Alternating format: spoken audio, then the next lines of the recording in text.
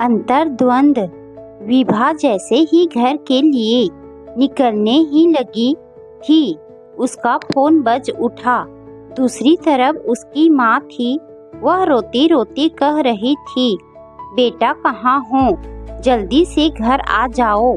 तुम्हारे पापा को पता नहीं क्या हो गया है। उन्हें छाती में बहुत तेज दर्द हो रहा है और अचेत से हो गए हैं। बदन भी बिल्कुल ठंडा पड़ गया है। बस तू जल्दी से आ जा।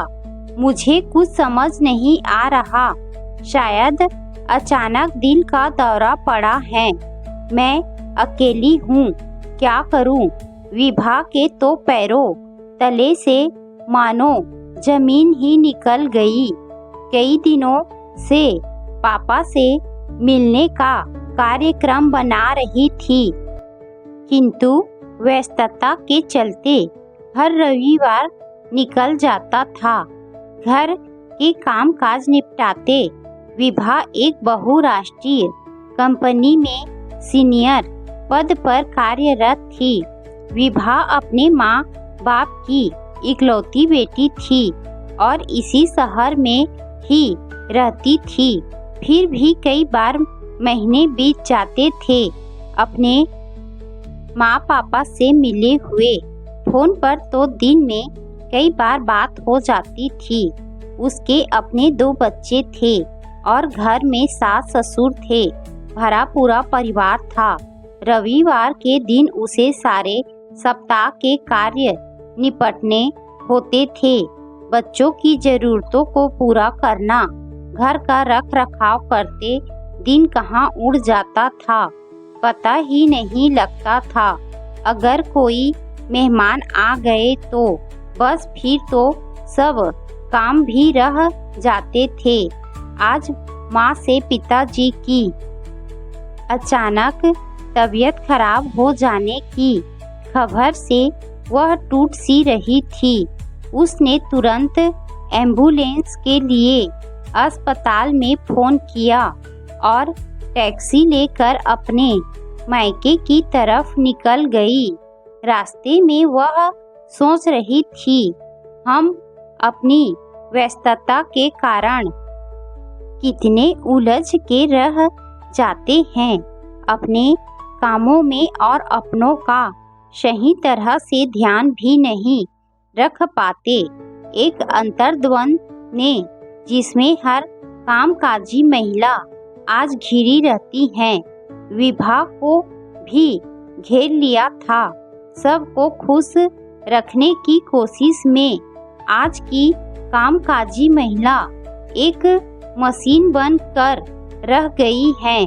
उसे खुद भी नहीं पता। वह मन ही मन प्रार्थना कर रही थी कि भगवान करे पापा को समय पर मेडिकल सहायता मिल जाए और सब कुछ ठीक हो जाए। उसने फोन पर ही डॉक्टर और अपने पति मोहन से भी बात कर ली थी। जैसे ही वह घर पहुंची, एम्बुलेंस भी एक डॉक्टर के साथ वहां पहुंच चुकी थी। तुरंत पिताजी को एम्बुलेंस में शिफ्ट किया और अस्पताल के लिए वे सब रवाना हो गए। विभा भी माँ के साथ एम्बुलेंस में ही बैठ गई। आज अगर पापा को कुछ हो जाता तो मैं क्या करती? यही विचार विभा के मन में बार बार उठ रहा था।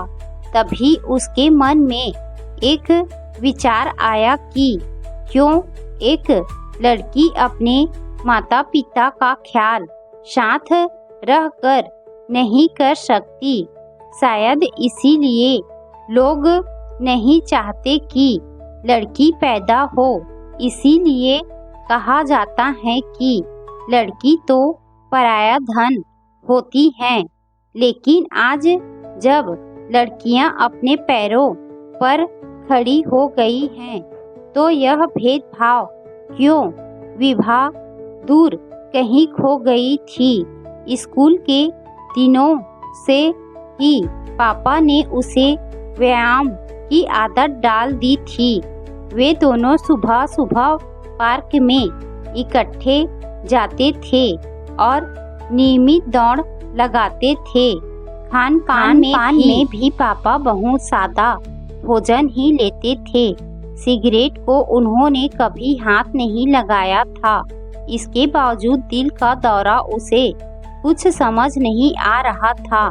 एम्बुलेंस हॉस्पिटल के आपातकालीन कक्ष के सामने रुक गई। वहां उसके पति पहले से ही पहुंच चुके थे।